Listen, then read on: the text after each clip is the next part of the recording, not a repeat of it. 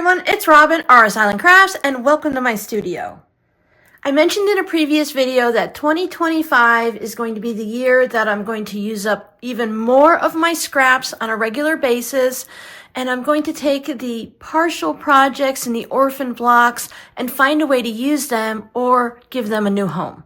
So today we're going to go through these orphan blocks and we're going to choose some to make hot pads. Now this is a hot pad that I'm currently using. For those of you that are joining me for the 2025, that's a little hard to say, quilt along, we are making log cabins. And if you look at this, this is basically one of my improv log cabins. So if you make a test block and you use different fabric than what you're going to make your quilt out of, you can always use that test block and make a hot pad. A couple years ago, I made a rainbow set of hot pads and pot holders for myself, and I tried out different inside bits to see what I prefer. For my hot pads, I prefer a layer of Insulbrite and a layer of batting, front, back, and then it has binding on it. Now, maybe you might like just 2 layers of batting, or you might like 2 layers of Insulbrite or some other combination. But today I'm going to use 1 layer of Insulbrite and 1 layer of cotton batting. Now, Insulbrite is an insulating thermal lining, and it's meant for things like oven gloves and hot pads and pot holders. And you can put it inside of lunch boxes and stuff for Takeout Tuesday. This one is from the Warm Company. I'm sure there are other brands that have a very similar product. And I always use cotton batting. So for this, I'm going to go into my leftover pieces of cotton batting. These are my medium to large pieces. And I'll see if I can find some pieces that I can use here before I cut into my big yardage of batting. You can also Frankenpiece your batting if you don't have anything that's large enough and you want to use up some of those batting scraps.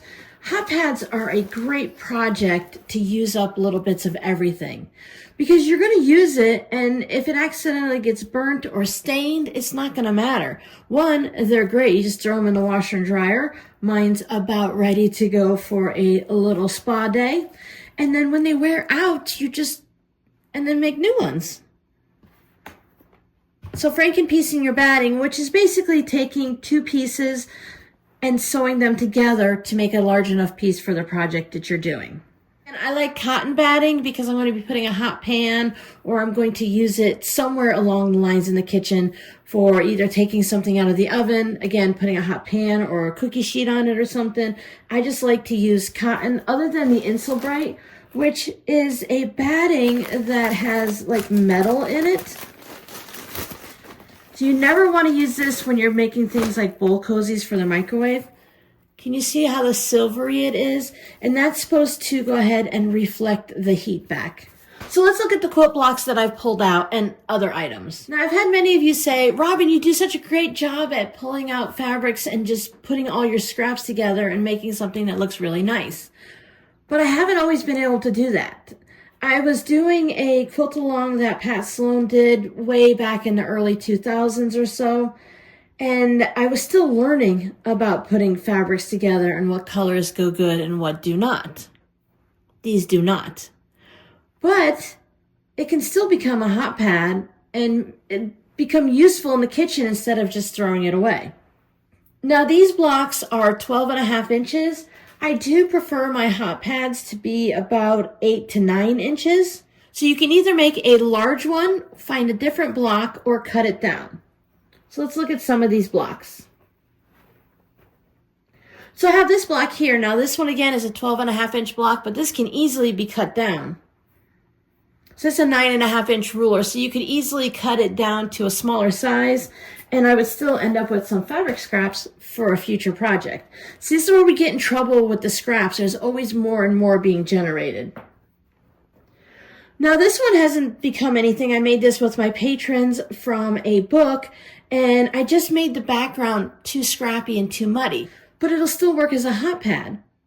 So it has some fun Christmas fabrics. It does have some white fabric on it, but if it gets dirty, it can get washed. And if it gets stained with spaghetti sauce or something from the lasagna, then you can just go ahead and toss it.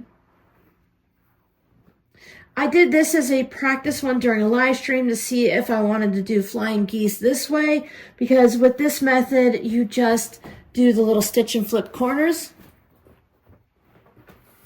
Once again, I can go ahead and just cut off that or seam rip that top row off, and I will have all of this that I can turn into a hot pad and trim that off. So I'm going to set this one aside because I think this one's a good candidate.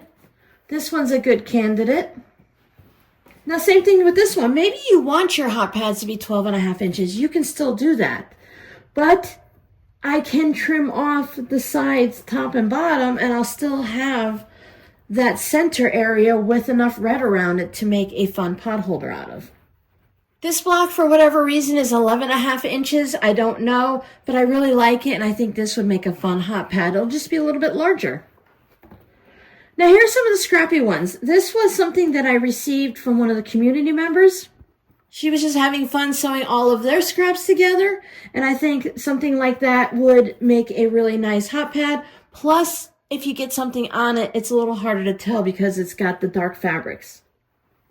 Now, I have a stack here of crumb blocks that someone sent me. They used their crumb blocks, and they made their project, and they had all of these left over, and I thought these are a fun kind of a springtime look to them. So I thought I would go ahead and make some hot pads out of these. Now these are Quilt As You Go projects. I think I might have been making a zipper pouch or something like that with these. So this is already quilted on a piece of batting. And the same with this one. We were learning how to make a kind of a center of a flower and how it can branch out and just work your way out from the center. Again, it has batting and this one has a backing. So with something like this that's been really deeply quilted, I think I would still add a square of batting and the Insulbright to it. The last thing I have to show you is I found these mustaches that were quilted. I think I was trying to make a bag or something out of it, maybe a drawstring bag, but I wasn't paying attention to the orientation. And if I had made the bag, they would have been sideways. Not as much fun. So this one has batting and a backing, and this one just has the batting. So you can easily just take fabric. Maybe you practiced your free motion quilting. Take that piece of practice and cut it down to the size you need and turn that into a hot pad.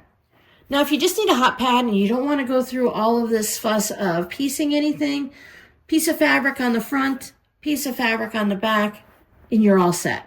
Now, I like my hot pads to be about 8 inches when they're finished. So if you were to purchase something like a pot holder, my kids just like to use the Dollar Tree pot holder. They put it on the counter and then they put their pizza pan on it or whatever they're using it for. Those generally measure about 7 inches. So the size is totally up to you because we're making it from scratch. Now you are based on whatever size quilt block you have, but if you have just a 3.5 inch quilt block, you can always border it out with fabric and build it out a little larger. Or maybe you just want to turn that one into a coaster. I thought today I would use a crumb block that someone had sent to me because I get a lot of questions about what to do with crumb blocks, what to do with the calculator strips. You can also use your calculator strips to make a project like this. You would just have a couple of columns that you would sew together. What we're going to be dealing with today is a lot of seams, but since we're going to be using batting and Insulbright, it makes it a little cushiony, so it's not as big of a deal. It'll just take a little bit extra to go ahead and quilt over it, but it's no different than quilting your crumb block in a project. I've opened up my first piece of the Insulbright. I found this piece of batting, and I'm going to use this apple fabric from Robert Kaufman that I received in a mystery box recently from Missouri Star Quilt Company. I thought that would be fun with the springtime.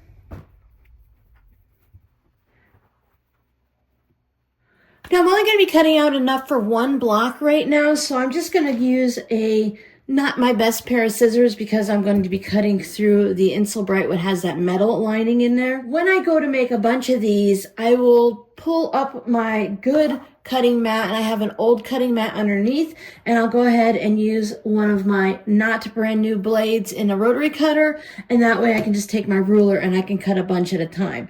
I don't want all of this batting and the Insulbright stuff to get into, because most times it gets stuck in the grooves when you use a rotary cutter. So instead of having to make any marks on my new mat or clean it, I'll just go ahead and use the old mat. But today I'm going to use scissors. So I want to make sure I have the Insulbright that is larger than the square and my batting. I like to leave 3/4 of an inch or an inch all the way around it. And that'll give me room as I'm quilting it in case the block needs to spread out at all. I've never tried to Frankenpiece Insulbright, so I don't know how effective that is, but you can always test it out and see. So this can go back into my batting bin for the next project. And I'm just going to take this little piece here off. I don't think I'm going to use this for anything. So if you're making your layers different than I am, just cut as many layers as you need from each product. For my fabric, I'll just lay that on there.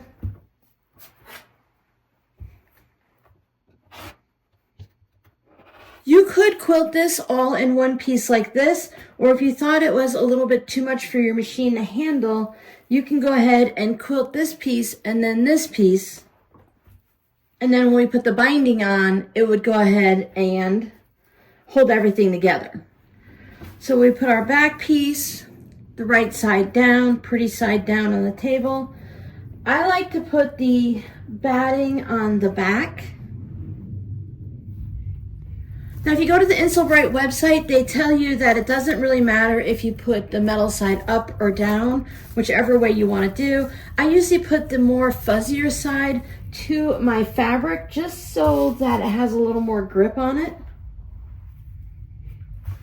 So you can spray base this together, pin it together, or just go ahead and quilt it as is. When I have all 4 pieces together, I like to just do some simple straight line quilting, whether it's just in a grid this way, or maybe I want to do it on the cross. A lot of times it's fun to just do some diagonals this way. It adds a little bit of character to it. On this one, you can see I cross hatched the back and the front. These are done separately. Other ones I've made, I did the quilt as you go right onto the fabric as I was building it. So I knew in advance that it was going to become a hot pad as I was stitching it. But I think for this one, I will just do some diagonal stitching through all of the layers, and then I will hold it all together with the binding. Now this one, I can pull them apart, but over time with use and washing, I could feel I had to actually separate them because they all stay together really nicely. And again, your binding is going to hold everything in place. Now I know with my cotton batting that they like you to quilt it 8 to 10 inches apart. And since our entire project at most is going to be 8.5 inches, I could skip the quilting completely and just put the binding on, but I would want to at least maybe quilt an X into it just to kind of give it a little bit to hold it together. Plus, you don't have any quilting on the back at all unless you were to choose to use a second quilt block and have it one quilt block on one side and one on the other. So let's take this over and get some quilting on it so we can get this project moving forward. I've chosen this color for my thread. It's the Special Topaz from the Missouri Star Quilt Company. I switched out to my walking foot because it's going to make going through all of these layers a lot smoother. I like to wear a pair of quilting gloves. These happen to be white. They come in all different brands and colors. It allows me to hold on to the fabric easier when I'm moving it through the machine. I did add pins. I don't normally add pins because they annoy me, but I went ahead and put pins just to hold it all together. Now, since I'm going through all 4 layers and there's 2 battings, I'm going to lengthen my stitch length a bit. It's set, my machine automatically turns on at a 2.4. I'm going to go up to a 2.8 and see how that works. I'm going to start stitching outside of my crumb block here. I do like to backstitch just so that it locks that thread. If I don't backstitch, I like to bring both pieces of thread to the top. That just means holding on to the top thread putting my needle down and back up. Now that's going to grab the bobbin thread, and when I pull it up, I can grab the bobbin thread, take both of them and put them to the side or the back. Some machines you might have to hold on to it so it doesn't get sucked back down, but that keeps it from having that big old mess of thread at the bottom, the bird's nest. If I just backstitch, it tends to lock it in, and it usually keeps the bottom thread from like going everywhere. But for the best results, I find it better to bring both threads up. You could draw lines with whatever marking tool you prefer. I like to use a hair marker. It just leaves a little crease line in the fabric, so there's no pen or anything to worry about. But for this project, it's small enough. I'm not going to worry about it too much. I'm just going to make organic straight lines, meaning if I make it from the corner to corner, great. If I end up with a little wobble, that's going to be okay too. I don't think you're going to really notice much with such a busy project. Just let it get going. So I'm just going to hold on to the back corner, give my line of sight, and try to make sure everything just feeds through nicely. If I have to take it slow, I have to take it slow.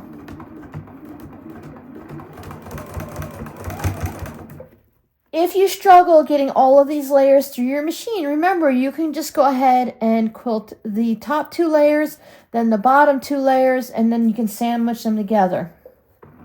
And then the binding will hold everything together.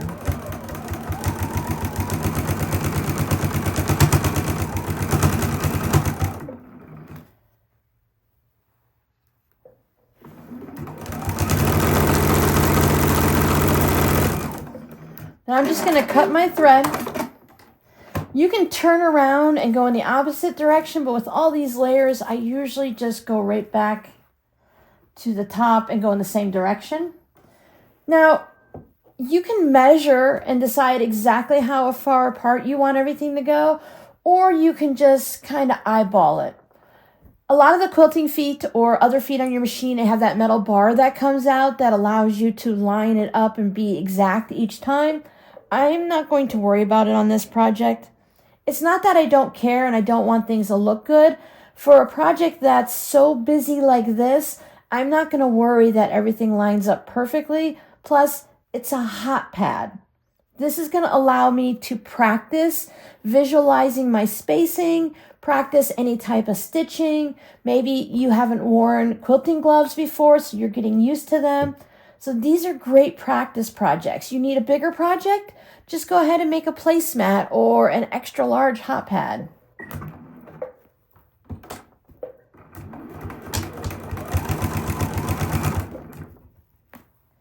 Make sure you remove your pins as you go. I try to go with the don't sew over your pins to the best of my ability. Sometimes one sneaks up on me. See, the walking foot is keeping it from having that big hump of fabric, and it should keep it from having any issues on the back. We don't want any pleating or anything like that.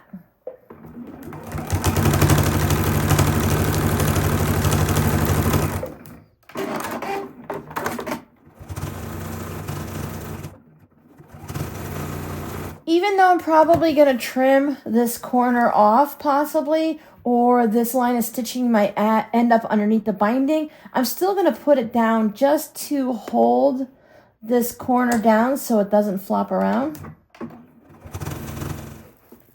Then I can just spin it around and do the same thing over here. Once again, I'm going to remove these pins. They were just there to hold everything together for now. I'm going to leave one way down here in the corner just to make sure it doesn't fold underneath like this on the back and I don't see it as I'm quilting. This is what it looks like straight off of the machine. It's all a little bit wonky. Here is the back. So I'm going to go ahead and give this a good press at the iron station. So there it is, all pressed, nice and flat. I gave it a little press in the center because I didn't want to put my iron on the insole bright, and then I flipped it over and I pressed from the back. And when I stitch through multiple layers like this in the diagonal where the columns are like this, I like to press in this direction versus going in the opposite direction. It just makes it lay a lot flatter. This is actually a spinning cutting mat. I never use it, so I thought I'd go ahead and just use it for cutting things that have batting and such on top of this mat. So once again, I don't get those fibers in my mat.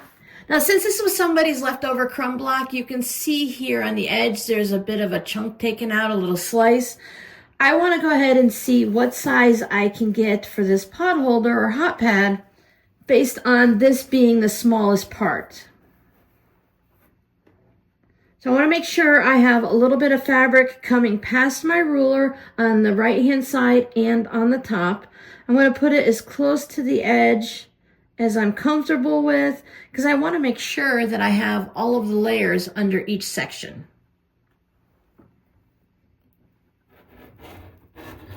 Take it slow, you're going through a lot of layers.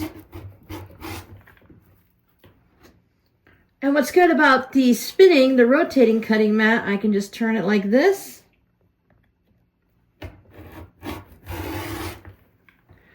Cut off that bit. Now these two sides are nice and straight, so I'm going to use those to figure out what size I'm going to be able to get. And it looks like I can get an 8-inch hot pad. Now I have a little bit extra that I could slide it up and get maybe an 8 1/4, but I want it to be square. It's just easier when I put things in my Etsy shop that I can just say it's an 8-inch square. But if you're doing this at home, you can make a rectangle out of it. It's okay, if you don't mind having a rectangle. Now I need to choose a binding fabric. I can go really simple and just use this fabric right here. Or if I have one of these colors, maybe I want to pull that out. So when you're working with scrappy projects, you can just choose something that maybe is a fabric. If you made it, you have leftover fabric. This color right here would look really pretty on it. Or again, if your back is a reasonable match, you could put it on. And if you're just having a total crazy bit of fabric in there, you can always use white, black, or gray. I went ahead and cut my binding at 2 inches wide. I also made a second one because I wanted to show you the difference between quilting the two pieces separately versus quilting them all at once. So if we look at the two of these, you can see that this one is a little bit poofier, and I think you can really see it on the back compared to how smooth this one is.